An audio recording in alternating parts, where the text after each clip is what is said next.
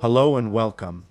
This course is crafted for individuals who find themselves leading, collaborating, or engaging with others within a professional team setting.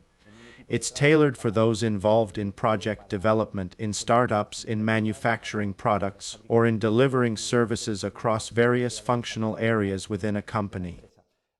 We recognize that regardless of whether this organization is a business entity, a public service, or a non-governmental organization, there will be occasions when you'll need to carry out these tasks remotely.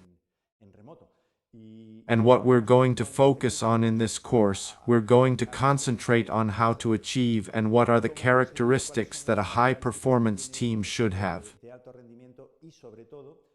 Most importantly, we'll explore the essential aspects that require adaptation when transitioning from a traditional face-to-face work format to a remote mode of operation.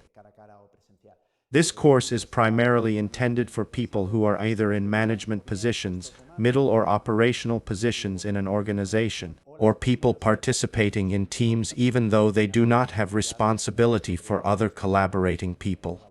We're also going to present an approach that is applicable in both small, medium-sized organizations or even in large ones,